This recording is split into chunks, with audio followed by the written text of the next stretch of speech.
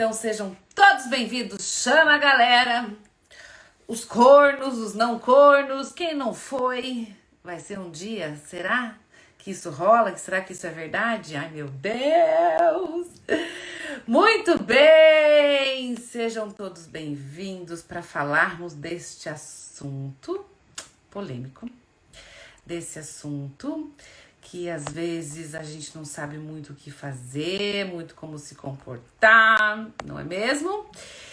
Que é difícil, que a gente sofre, que a gente tem as nossas várias dores aí em relação a muitas coisas voltadas para o processo de traição. Muito bem, e aí, para falar disso com vocês hoje, eu quero falar sobre alguns tipos de traição. Gente, existe vários estudiosos, tá? Que trabalham aí com o processo tanto da sexualidade, da terapia sexual, quanto da terapia familiar, da terapia de casais. E nesse processo todo deste tema, e se vocês procurarem na internet, vocês vão encontrar um monte de assunto falando e de formas diferentes sobre esse assunto aí da infidelidade. Tá? Então, deixa eu até escrever aqui que hoje nós falaremos sobre alguns tipos de infidelidade. Ai, peraí. Muito bem. Quem já foi corno aí, levanta a mão. Socorro, olha o tipo da pergunta da outra, né? Sejam todos bem-vindos. Muito bem, gente, olha só. Então, como eu disse, são vários teóricos, tá? São várias, se vocês procurarem, vocês vão encontrar. Existem alguns autores internacionais, existem alguns autores aqui brasileiros, como, por exemplo, a Miriam Goldberg, que fala bastante também sobre esse processo da traição. E eu vou falar um pouco aqui... tanto de alguns conteúdos que eu aprendi quando eu fiz a formação de terapia de casais, como de outros que eu escutei, que eu pesquisei, que eu analisei, que são, às vezes são nomes diferentes, tá? Porque a gente sabe que cada caso é um caso. Mas eu já começo aqui falando que quando a gente fala do processo de traição, nós precisamos primeiro entender qual é o combinado do casal. Como é que o casal entende o processo de traição? O quanto você, talvez, e seu parceiro atual, ou seu parceiro antigo, ou se você já passou por algum processo de traição, que dores que pegam pra você, talvez não são as mesmas dores do outro, e que tipo de contratos terapêuticos, não, de contratos conjugais que vocês têm. Por que eu tô falando isso? Porque tem alguns casais que entendem troca de mensagens como uma traição. Já outros casais não entendem isso como uma traição. Existem casais que compreendem a traição somente se houve o ato sexual. Outros casais, a questão do ato sexual, ele pode acontecer, mas você não pode mentir pra mim que não aconteceu. Então, a traição aqui tem a ver com a mentira e não com o ato sexual, com outro parceiro.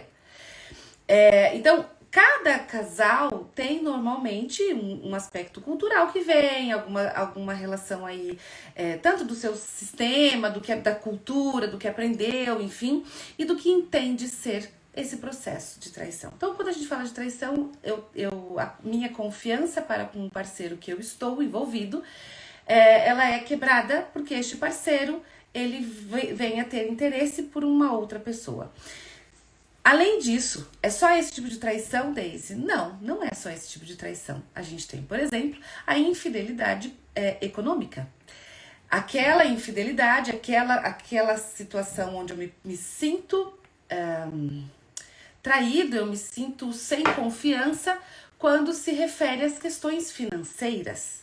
Então aqui eu não estou falando necessariamente de outros parceiros, eu estou falando de algo no sentido da minha confiança ser quebrada porque ocorre mentiras, porque eu omissão de algumas situações voltadas para o financeiro. Então, sim, existe uma traição, que a gente chama de traição econômica, né? Uma infidelidade econômica, onde eu omito do meu parceiro algumas situações financeiras, tá? Eu vou tentar não me aprofundar muito em cada uma das coisas que eu vou falar, gente, porque é bastante coisa e a gente ficaria muito tempo, né? Esse assunto, inclusive, é um dos temas das aulas onde eu trabalho com os profissionais da psicologia, sobre recursos terapêuticos para trabalhar com casais em processo de terapia, até porque é muito comum. Então, se tem algum psicólogo aí, com certeza vai dizer o quanto isso é comum.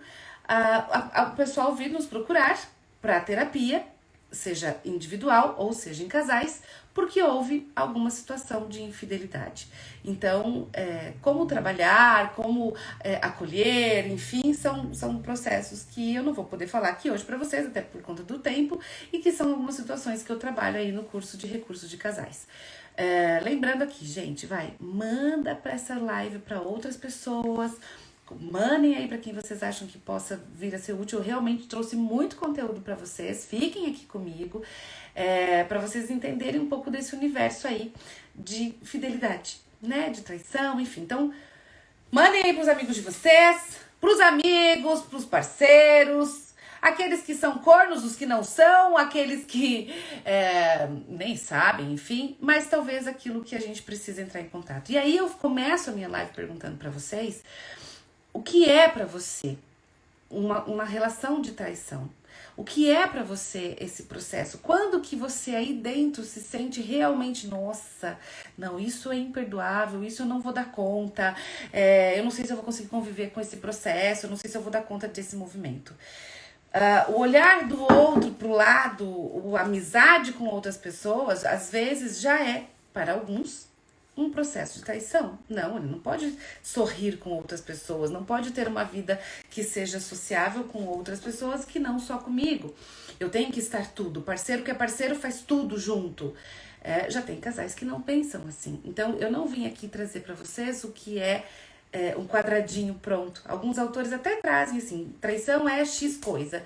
Mas eu gosto de entender que num processo de relacionamentos nós temos muitas questões do amor romântico, que se fala muito da monogamia, né, do movimento a dois, só um casal, e historicamente falando, gente, nem sempre foi como é hoje, essa coisa de coabitar com um único parceiro, permanecer vivo até que a morte o separe, e o desejo é exclusivo para uma pessoa. Na história da humanidade aí, a gente tem vários processos de família que vêm com muitas trocas e que com o tempo isso vai se modificando, bastante inclusive. Nós temos influências religiosas, então quando eu falo de influências religiosas, tanto de religiões diferentes mesmo, a questão católica, a questão cristã, muçulmanos, enfim, então entendem fidelidade diferente. Então, se eu falar que infidelidade é a pessoa ter uma relação sexual, por exemplo, com uma outra pessoa. Se você for perguntar isso para alguém muçulmano, onde um homem tem várias parceiras, estas mulheres, elas inclusive não acham que isso é traição.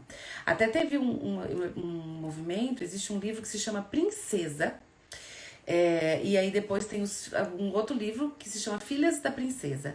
E este livro é contado, é a história de uma mulher que é muçulmana, e ela conta todo o movimento feminino lá daquela região, aquela questão cultural, de como foi para ela a questão do casamento, né, a coisa da menstruação, daí o pai que escolhe o parceiro, e toda essa movimentação. E num dos relatos que essa autora traz, ela escreve, né? Esta mulher escreve para uma americana poder publicar o seu livro, já que as mulheres lá não têm muito esse direito, não tinham, pelo menos naquela época. E aí, a própria escritora, quem foi que relatou a história lá, ela fez alguns comentários a respeito daquilo que elas viviam. Nossa, é um absurdo pensar que vocês, mulheres muçulmanas, conseguem dividir o seu parceiro com mais 7 mulheres diferentes. E aí houve uma resposta dessas mulheres. Nossa, muito me admira vocês, mulheres que não são daqui da nossa cultura, ficar sozinha com um parceiro só. Né? Tipo, nossa, vocês nem dividem? Meu Deus, que saco aguentar o mesmo homem todo dia. Assim, pelo menos a gente, quando tá enjoado do homem, passa pro outro. Né? E aí a pergunta é, quem tá certo, quem tá errado? Depende do movimento cultural que nós estamos inseridos, né? Então, aqui na nossa cultura, nós temos sim uma questão cristã muito forte da fidelidade, da coabitação exclusiva, do morar junto, de ser casado pro resto da vida. Só que o resto da vida de muitos anos atrás, era um resto da vida até os 30, 40 anos. Hoje, quando a gente fala do resto da vida, a gente tá falando de 70, 80, porque a questão do ciclo da vida mudou, né? Enfim, então, qual é o seu movimento aí com as suas questões voltadas para a fidelidade? Qual é o movimento cultural da sua história familiar, você com o seu parceiro? Eu posso X coisa, eu não posso, até porque, gente, a traição, por exemplo, do masculino há alguns anos atrás, era uma traição diferente, era uma traição liberada, onde muitas vezes até a própria mulher falava assim, vai lá incomodar a outra pessoa para não me encher o saco aqui.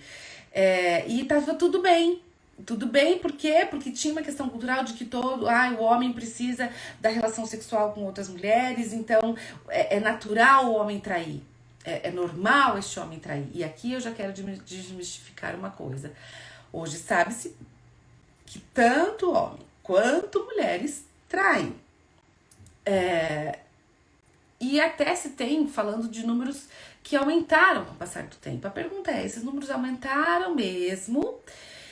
E talvez tenham aumentado por todo um comportamento de liberdade sexual que vem vindo com o passar do tempo, ou as pessoas estão verbalizando também mais sobre isto, né? Então teve aí um bom histórico de mudanças comportamentais na questão da sexualidade, da relação afetiva e muito mais do que era antes, certo? Tudo bem até aqui, gente? Sim? Ok. Então vamos lá, vamos comigo. Vamos chamando aí a galerinha com vocês também. Muito bem. E aí, quando a gente fala desta relação de infidelidade, eu quero aqui falar. Então, uma das primeiras coisas que eu quero que fique bem claro é a infidelidade financeira, tá? Que é esta onde eu não conto pro meu parceiro, eu não falo as coisas que eu estou comprando. Por quê? Porque a gente talvez não tenha uma negociação, e gente, assim, aqui dá uma live inteira, tá? Eu não vou ficar muito preso nisso. Mas a questão do dinheiro é algo que precisa ser conversado no relacionamento. Porque também não existe certo, não existe errado. Existem casais que precisam, junta tudo, paga-se as contas, o que sobra a gente guarda. Ou eu sou o responsável por pagar as contas, você é responsável por acumular dinheiro pra gente juntar projetos pro futuro. Então, tudo isso tem que ser negociado. No nosso relacionamento, a gente precisa constantemente de contratos conjugais. Esses contratos, às vezes, eles vão mudando com o tempo, tá? Então, vai acontecendo algumas coisas, nasce filho, brigas, até mesmo a traição, a descoberta de uma traição. Tudo isso pode ser algo para a gente trabalhar com os contratos novamente, rever esses contratos aí. E quando eu falo em contrato, é isso, são acordos que nós fazemos entre o casal, tá bom? Bom, aí a gente tem, por exemplo, um tipo de traição que a gente chama de traição, são os casos acidentais, ocasional, que são aquelas situações em que não necessariamente a pessoa super pensou nisso. Ela foi realmente acidental. Eu estava no local, o fulano me viu, o fulano me percebeu, não tinha planos, não tinha intenção, não era minha ideia isso, mas quando eu vi eu estava envolvido, eu estava envolvida. Foi uma atração súbita, às vezes dos dois lados, enfim, uma necessidade de sentir-se vivo novamente. E aqui eu quero fazer uma pausa. Relacionamentos longos, gente. Relacionamentos longos, a coisa da atração é algo que vai minando com o passar do tempo. Porque nós muitas vezes não lançamos no outro o processo de admiração. E aí eu pergunto para você que tá aqui me ouvindo, o que é que você admira no seu parceiro? Você fala isso para ele? O que você admira de comportamentos da vida, né? Da forma com que ele trabalha, da forma com que ele lida com as coisas. O que é que você admira no seu parceiro, fisicamente falando? Deis, mas já tô casado faz 20 anos, o homem já tá barrigudo, careca, e já não tem como que eu vou fazer? Ok, mas então, trabalha aí até com a questão do seu cérebro. Olhe para esse parceiro, olhe para este corpo que um dia talvez lá atrás te atraiu, ou que ainda tem algumas coisas que possam vir a te atrair. Este corpo feminino que talvez não é mais durinho como era antes, que já tem umas coisinhas caindo, já tem umas bainhas sobrando, né? E é claro que às vezes eu posso olhar para o lado e vou ver movimentos diferenciados de outras mulheres talvez mais jovens, ou mais magras, ou mais isso, mais loiras, menos, né? Enfim, mas o que eu ainda posso ter de percepção do corpo do meu parceiro? E o que eu posso trabalhar no processo de sedução desse casal, mesmo que já esteja há muito tempo junto? Porque esta é um dos grandes fatores. Nossa, eu vi que o fulano me olhou. E ele percebeu, e eu percebi. E aquilo foi estranho, foi diferente, fazia muito tempo que eu não sentia isso. E é aqui que muitas vezes começa esse perfil, esse tipo da traição que é acidental, é dos carecas que ela gosta mais, né, Luke? Uai, tem gosto pra tudo, não é mesmo? Inclusive pra isso, não é mesmo? Ali, ó, tem dos carecas, tem os baixinhos, os gordinhos, os de cabelo loiro, alto, magro, enfim, pra todos os gostos, não é mesmo, gente? Muito bem, então, muitas vezes, no caso acidental, a pessoa que traiu, ela fica muito incomodada, algumas vezes, e ela precisa contar pro parceiro, ela não dá conta de mentir e assim por diante. E algumas vezes, nessa questão acidental, ocasional, enfim, foi uma coisa que foi lá, aconteceu, às vezes nem lembro o que aconteceu direito. Ah, tava lá magoaçado, aconteceu alguma coisa, não teve significado, entre aspas, nenhum. E aí aquilo passa despercebido. Talvez o companheiro nunca vai descobrir esse processo aí, ou às vezes isso pode pegar na minha culpa, depende do quê? Depende da sua questão cultural, do seu sistema familiar, de cobrança interna e assim por diante, tá? Então também acontece esse processo que aqui a pessoa sabe que foi um erro, algumas vezes procura terapia para trabalhar essa questão toda da sua infidelidade, dessa culpa. Então alguns carregam culpa, alguns não, neste processo mais acidental, ocasional e assim por diante, tá? A gente tem o caso acidental, ele pode acontecer com os dois sexos, tanto homem quanto mulher, tá bom? Então, não tem aqui um que predomina mais do que o outro. Aí nós temos aquele perfil romântico, que aqui é uma coisa mais fixa. Então, às vezes começa de uma forma acidental, mas aquilo permanece. Eu vou me envolvendo, vou me envolvendo, vou me envolvendo. Inclusive, existe tem um vídeo. Meu Deus, como é que é o nome do moço? Nossa, eu vou lembrar que eu vou tentar repostar no meu stories, depois vocês olham lá, tá? Pedro Calabres, é ele. Ele tem um vídeo maravilhoso falando sobre a infidelidade. E ele fala o quanto, quando vai tendo esse envolvimento, toda essa sedução, uma coisa toda romântica, uma coisa toda bonita, onde parecem duas pessoas adolescentes. Literalmente, tá? Aquela chama que acende, vem uma paixão louca, uma coisa que a pessoa ela fica só pensando lá nesse novo parceiro, tem dificuldade de esconder do parceiro atual, do parceiro fixo. Por quê? Porque tá completamente apaixonado. Gente, sabe adolescente apaixonado? Que fica escutando música, pensando na morte da Bezerra, né? E olhando com aquela cara de samambaia, e nossa, como é o fulano. Então tem todo um romantismo em volta desse perfil. Existe culpa, mas a vontade de viver aquela paixão vai passando em cima da culpa. Inicialmente vai vindo uma culpa, e a gente vai só se ligando, depois vai só mandando uma mensagem aqui, depois vai ter um encontro ali, aí depois é só um abraço, depois, já que já abraçou, então vai mais isso aqui, aí depois que já abraçou, já beijou, aí que tem ter relação sexual, e aí a coisa vai virando uma bola de neve muitas vezes, tá? Aqui, a pessoa muitas vezes perde a noção do outro. Perde a noção do que eu posso causar no meu companheiro atual fixo, tá? Eu preciso viver este amor, eu preciso viver esta coisa louca e assim por diante, e eu acabo perdendo um pouco a noção porque fica literalmente apaixonado, tem uma coisa fixa aqui, uma coisa de se ver há muito tempo. Então, tem todo esse movimento aí, tá? A pessoa não consegue mentir bem, esquece lá o celular aberto, o computador aberto, papapá, como se eu precisasse dar uma deixa assim pro meu parceiro atual, do tipo, olha, né, não tô bem aqui, vamos dar um jeito, enfim, tá? Então, às vezes acontece isso, esse é um perfil também que ocorre. E muitas vezes aqui, o casamento, né, ou o namoro, acaba entrando em processo de término, muitas vezes, porque a pessoa, ela fica super sonhando com o outro, que vai ser tudo muito mais lindo, que vai ser muito melhor, enfim, ela acaba saindo muitas vezes do seu casamento atual, tá? Às vezes vem depois o arrependimento, tá? Nossa, o que eu fiz? Por quê, gente? Porque a apaixonite, para qualquer relação a dois, a apaixonite, ela acaba, certo? A gente sabe que a paixão, ela é temporária, ela libera várias questões dos nossos neurônios, enfim, toda uma questão neurológica mesmo desse envolvimento, mas vai passando o tempo, a gente vai trocando esse sentimento, a gente vai criando mais intimidade com a pessoa que nós estamos, e aí totalmente vai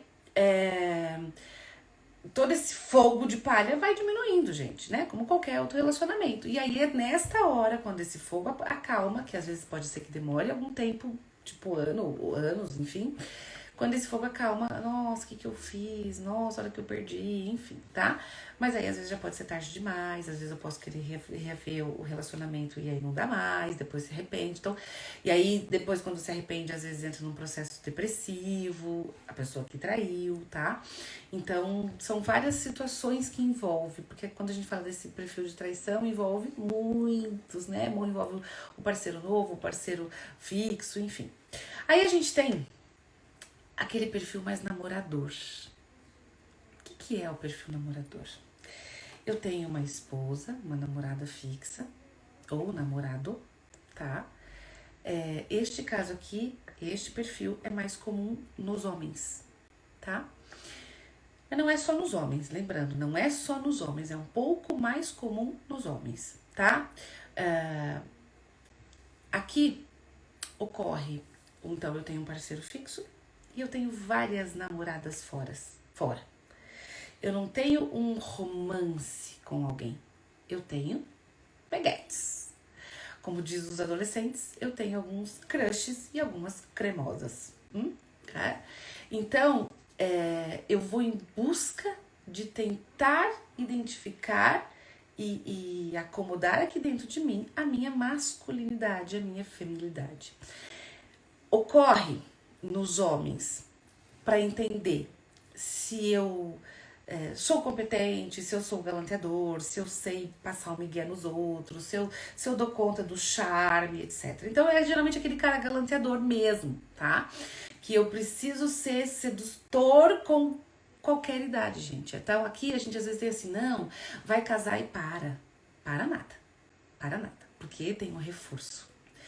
Eu olho pro lado, eu seduzo a fulana de tal, depois eu seduzo a fulana de tal. E muitas vezes eu acabo seduzindo, e aqui tá a graça da sedução. Não é a Maria, a Joana, o José, certo? É a conquista que é o que me atrai. É a conquista de saber que eu ainda tô vivo, de saber que eu ainda funciono, de saber que eu ainda tô inteirão, principalmente se eu já tô na meia idade ou mais, de saber se eu ainda sei seduzir alguém, tá? Então, tem esse movimento aqui, este perfil namorador. Nas mulheres, existe a traição de autoestima baixa, que é parecido com esse namorador, que é esse movimento assim, principalmente a mulher que está lá nos seus 30, 40 anos, que realmente começa a perceber, nossa, meu corpo já não é mais aquele corpo gatinho, aquele corpo durinho, aquele corpo todo, né, bonitinho, blá, blá, blá, enfim. E aí eu tenho uma necessidade, muitas vezes, de saber se eu ainda estou viva enquanto mulher, se eu ainda consigo atrair alguém, se eu ainda consigo ser paquerada por alguém. Então, jogo olhares para os outros. De novo, gente, aqui o que está em voga é a sedução. Eu seduzo, as pessoas ainda me olham, tanto para os homens quanto para as mulheres. O que tem por trás aqui? Entende? Tem a grande questão que precisa ser trabalhada, claro, aqui, é que necessidade que eu tenho. Que carências estão acontecendo aqui dentro de mim, que eu preciso estar com outras, que não é uma paixão, tá, gente? Diferente do perfil romântico em que eu estou apaixonado pelo fulano X ou pela fulana X. Aqui são fulanas X. Eu preciso me sentir vivo. E aqui a gente tem que trabalhar esse movimento. O que é que está acontecendo? Que eu tenho essa necessidade toda, onde somente um parceiro ou uma parceira não está me satisfazendo. Eu não consigo me sentir útil socialmente, não me sentir vivo sexualmente, na conquista da sensualidade. O que está acontecendo comigo aqui nessa troca? Tá? E aqui a gente vai trabalhar, é claro, né, quando essa pessoa procura terapia, porque geralmente acha que não precisa, porque eu sou bonzão, eu que dou conta, que conquisto, etc, etc. E não é bem assim, todos nós temos as nossas carências. E o que é que me faz olhar para o lado? O que é que me faz ter essa necessidade de estar sempre buscando algo porque a minha autoestima está muito baixa, onde eu preciso mostrar para mim mesmo que meu pênis ainda funciona, e então eu não vou ter um ato sexual com a Maria ou com a Joana, mas sim com o meu pênis ou com a minha vulva, né? Então quem que eu estou buscando aqui, né? Que carências aqui dentro tem para que eu precise fazer isso? A gente tem algumas pessoas também que acabam buscando a infidelidade pela falta. Como assim, Daisy? Existe uma paixão pela falta. São pessoas que às vezes a gente consegue identificar isso desde pequenininho, que tem uma necessidade de sempre quero mais, quero mais, quero mais. Quero conquistar algo, diria assim, não é nem quero mais, eu quero conquistar algo. Conquistei. Legal. Agora perdeu a graça. E deixo de escanteio. Aí vou conquistar outra coisa. Então, aqui tem esse perfil de infidelidade onde tem lá, sei lá, fulana de tal. Nossa, aquele mulherão bonitão, vou dar um jeito de cair na minha rede. E aí eu vou matando em cima, por aqui, por ali, por aqui, por ali, por aqui, por ali. Conquisto. Conquistei. Tá. Legal. Enjoei. Próximo. A gente tem situações assim no dia a dia, normalmente, de muitas pessoas quando vão buscar um relacionamento. E essa situação que eu tô falando pra vocês é em casos de traição, onde eu já tenho um parceiro fixo e mesmo assim eu tenho uma necessidade de continuar achando coisas que me faltam e achando aquilo que eu quero ter um objetivo, eu vou conquistar fulano de tal, eu vou conquistar tal situação. Até como dizem alguns, né, é uma paixão aristotélica, ou seja, eu cansei, quero outro, cansei, quero outro, a paixão acaba e eu quero outra, né? Então, de novo, eu não apaixono pelo fulano de tal ou pela fulana de tal, não é uma história romântica, é uma história de alimentar algumas coisas que estão aqui dentro, tá? A gente tem também o que a gente chama de arranjo permanente. O que é o arranjo permanente? É uma estabilidade nos relacionamentos. Esse não é tão comum, a gente não escuta tão hoje mais isso, mas tem, né? Mas a gente escutava muitas histórias assim. O que é o arranjo permanente? Eu tenho uma energia no meu casamento, tá? Eu tenho aqui um casamento, mas eu tenho também um relacionamento de anos com outro parceiro ou outra parceira. Então é como se eu tivesse 2 relacionamentos, ou se a pessoa for muito ninja, 3, né? Tanto homem quanto mulher. Mas eu mantenho 2 relações por tempo permanente. Que são aquelas situações assim, ó. Eu tenho um casamento, eu me envolvo no casamento, tenho filhos, tenho bens, tenho uma história junto, uma história social, onde eu levo pra igreja, onde eu levo pro restaurante, onde eu vou pra tal lugar e assim por diante.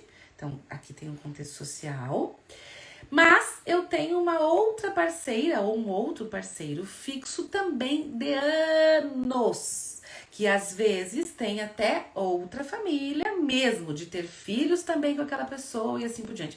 Talvez vocês aqui também já escutaram histórias assim do tipo, eu descobri que meu pai tinha uma outra família e eu tinha também um irmão que nasceu na mesma época que eu, e a minha mãe sabia, mas não sabia, ou sabia, mas fingia que não sabia. Enfim, então a gente às vezes escuta algumas histórias assim, tá? Desta infidelidade permanente, onde a pessoa, ela mantém 2 relacionamentos. É mais comum 2, tá, gente? Mas se a pessoa for muito ninja, tem mais que 2, tá? Às vezes acontece disso, eu tenho o casamento 1, eu tenho o relacionamento 2 e ainda vou buscar paixonites fora pra mostrar que eu ainda tô vivo, tá? Este caso também é mais comum nos homens. E aqui é mais comum nos homens até por uma questão financeira. E a gente sabe, aqui, claro, hoje a gente tem mulheres trabalhando e ganhando seu próprio dinheiro e assim por diante, mas quando envolve filhos, gente, quem acaba tendo que puxar o pé um pouco no freio de trabalho, muitas vezes são as mulheres. E a pandemia veio para nos mostrar exatamente isso, né? Quanto muitas mulheres tiveram que abandonar o seu trabalho para ficar com os seus filhos, enfim. Então, para esta mulher bancar 2 famílias, isso, né, dar conta disso é mais difícil do que o masculino, que ainda consegue fazer um pouco mais isso. Então, uma outra maneira, enfim, né, de se trabalhar, que é a questão dos tipos de infidelidade. Como eu falei pra vocês, esses são alguns. Existem teóricos que trazem lá 15 tipos de infidelidade, enfim. Mas, de novo, volto a falar aquilo que eu falei lá no começo, pra quem entrou depois, volta e assiste. O que é infidelidade para você? Infidelidade emocional, esqueci de falar dessa. Infidelidade emocional é quando eu tenho interesse no mundo, infidelidade virtual, né, ou emocional, enfim, alguns chamam de infidelidade virtual. Eu tenho interesse em buscar amenizar algumas questões de falta na minha relação olho no olho, mas eu não tenho essa coragem de fazer isto e eu acabo buscando no processo virtual, que sejam conversas paralelas, vídeos, enfim, né? Exato, é como se sentir muito morto por dentro e, portanto, a necessidade assim de se sentir tão vivo. Exatamente, às vezes eu fico tão... Eu preciso buscar um novo relacionamento, né, Dani? Porque eu me sinto... Tem algo aqui dentro que não tá muito bem, tá? Então precisa ser trabalhado. E aqui, gente, eu quero... outra situação... Nossa, eu tô lembrando de um monte de coisa que não vai dar tempo de eu falar, porque eu não quero fazer uma coisa muito grande. Mas, assim... Quando a gente fala desse processo de traição, alguns casamentos, eles permanecem e até o processo de ter um parceiro extra auxilia na relação a 2. Como assim, Deise? Traição é sempre ruim. Cuidado, isso pode ser uma crença, tá? Porque a gente tem estudos que mostram que não, nem sempre é ruim.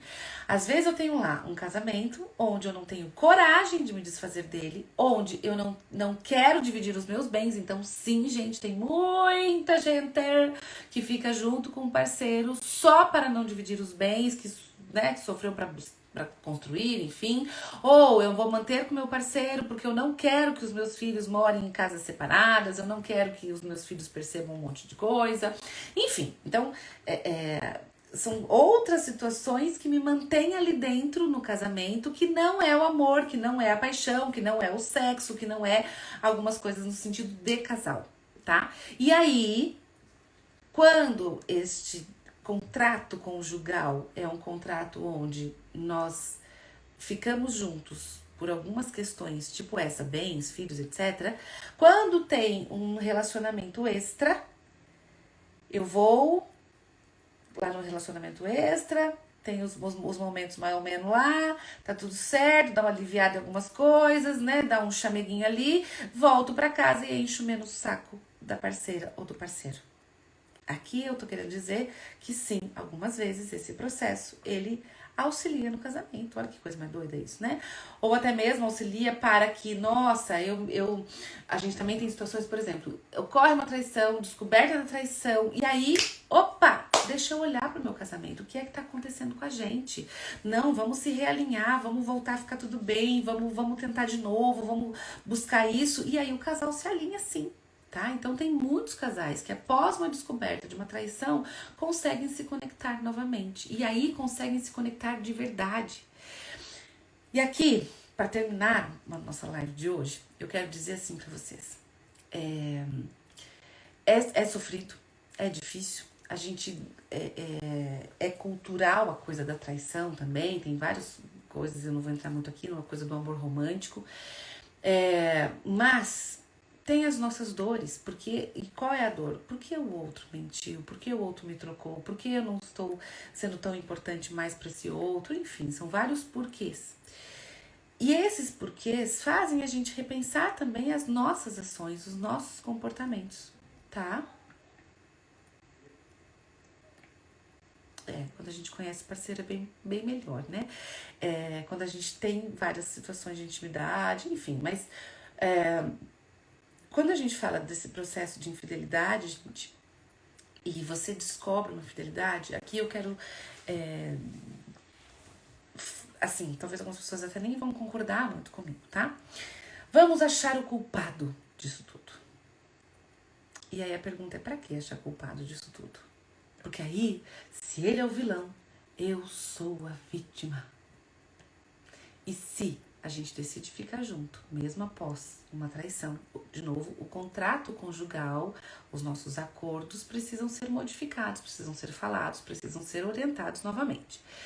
Eu vou dar conta de conviver aqui dentro com essa história? Então, eu que fui traído, tá? Eu que fui traído, eu consigo dar conta de conviver com isto, com a possibilidade da falta de confiança, com a possibilidade disso acontecer novamente, tá? Pedro Calabresa, ele fala muito disso, assim, o quanto ao receber o perdão de uma traição, que sim, existe algumas porcentagens que mostram o quanto isso pode acontecer novamente. Porque depende também do tipo que foi essa traição, né?